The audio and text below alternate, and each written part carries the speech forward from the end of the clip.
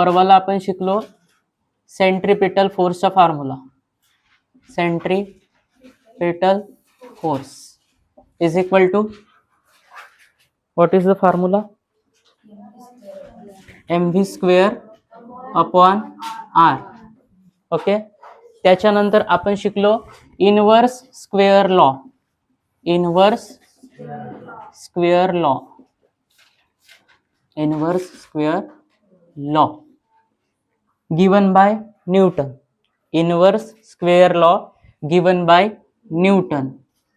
When any object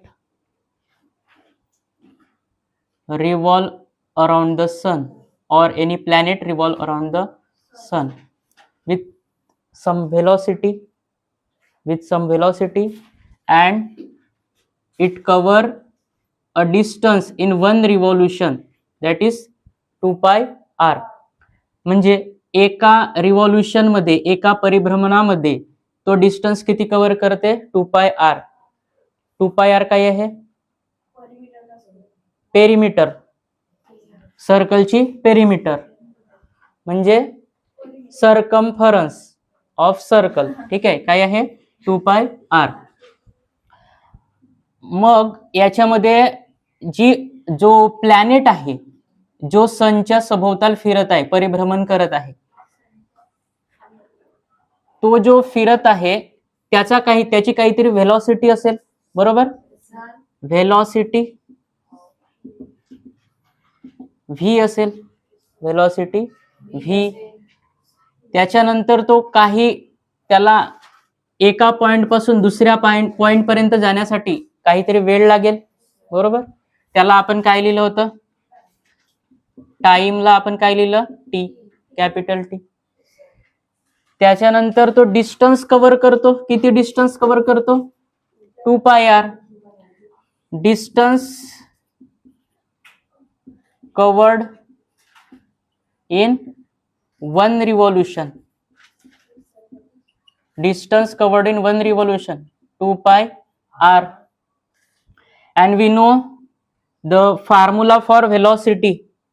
Velocity is equal to distance traveled upon time taken.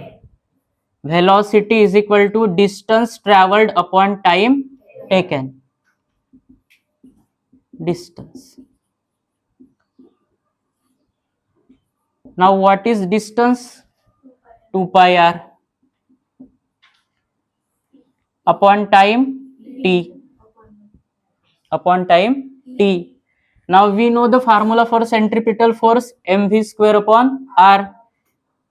Force त्याला आपण fc लिहितो centripetal फोर्सला. mv square upon r. Now what is the value for v? 2 pi r upon t.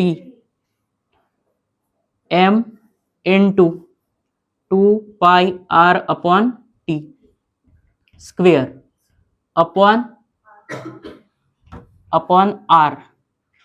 Then fc is equal to m into square करावं लागेल आपल्याला. 2 square 4, पाय स्क्वेअरच राहील. r चा square r square, t चा square t square, means 4 pi square r square into upon t square upon r. fc is equal to m into 4 into pi square upon r into t into r square. Okay, t square. Now 1 r from denominator and 1 r from numerator will be cancelled. So fc is equal to m into 4 into pi square into r upon t square. Now multiplied and divide by r square. r square ने गुणाकार करायचा आहे, r square ने divide करायचं आहे. ठीक आहे.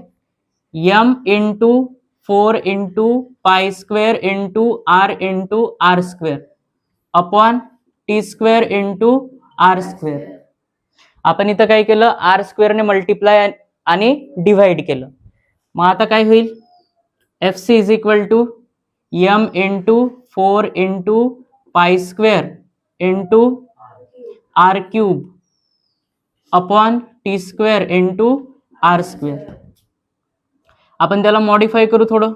F C is equal to 4 pi square M into R cube upon T square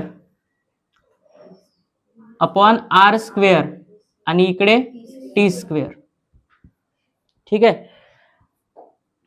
आपण केपलरच्या थर्ड लॉ बघितलेला आहे आणि त्याच्यामध्ये एक स्टेटमेंट दिलेला होता, मॅथमॅटिकल स्टेटमेंट. काय होता तो,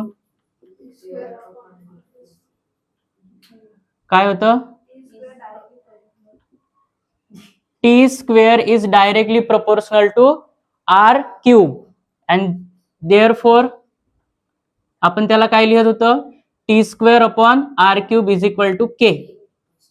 हा आपल्याला माहित आहे. According to Kepler's third law, t square upon r cube is equal to k, but this is r cube upon T square means याचा मल्टिप्लिकेटिव्ह इनवर्स आहे, तर याचा इक्वल काय आहे, के. तर केचा पण मल्टिप्लिकेटिव्ह इनवर्स लिहावं लागेल, कारण हा आपल्याला कसा मिळाला, मल्टिप्लिकेटिव्ह इनवर्स मध्ये मिळाला. तर त्याची जी व्हॅल्यू आहे के, त्याचा पण आपण इथे इनवर्स लिहिणार 1 upon K. Therefore F C is equal to 4 pi square M. याच्यामध्ये आता आपण के इकडे आणू आर स्क्वेअरच्या ठिकाणी आणि आर स्क्वेअरला तिकडे नेऊ, upon K into 1 upon R square. ही व्हॅल्यू कॉन्स्टंट राहील 4 pi square M upon K. मग F C is equal to 1 upon F C is inversely proportional to R cube. F C is inversely proportional to R square. R square यालाच काय म्हणतो आपण, inverse square law. हा जो inverse square law आहे याचा अर्थ काय होते, याचा कन्क्लुजन काय होतं, न्यूटनने याच्यावरून काय कन्क्लूड केलं. न्यूटनने याच्यावरून कन्क्लूड केलं की सूर्याभोवती एखादा प्लॅनेट फिरतो, तर त्या प्लॅनेट मध्ये जो डिस्टन्स आहे त्याला आपण आर कन्सिडर करू. प्लॅनेट आणि सन मध्ये जो डिस्टन्स आहे त्याच्या इनवर्स प्रोपोर्शन मध्ये या प्लॅनेटवर सेंट्रिपिटल फोर्स ऍक्ट करत असतो. ठीक आहे. Centripetal force on a planet is inversely proportional to the distance between the planet and the square of distance between the planet and the sun. Centripetal force act on a planet is inversely proportional to the square of the distance between the planet and the sun. म्हणजे ह्या प्लॅनेटवर जो centripetal force act होत आहे तो या सन आणि planet मधल्या डिस्टन्सच्या स्क्वेअरच्या inverse proportion मध्ये असतो. हा कन्क्लुजन कोणी सांगितलं, न्यूटनने सांगितलं. त्याला आपण काय म्हणतो, इनव्हर्स स्क्वेअर लॉ. हा ऑलरेडी आपण मागच्या क्लासमध्ये शिकलेले आहोत. जस्ट रिव्हिजन साठी सांगितलेलं आहे आणि याला रिवाइज करण्यासाठी याला लिहून पण पाहिजे. ठीक आहे. कोणतेही डेरिव्हेशन असतात त्याला लिहून बघायचा, लिहून बघितलं तर आपल्याला ते डेरिव्हेशन लिहिता येतात पेपरमध्ये. ठीक आहे. ओके.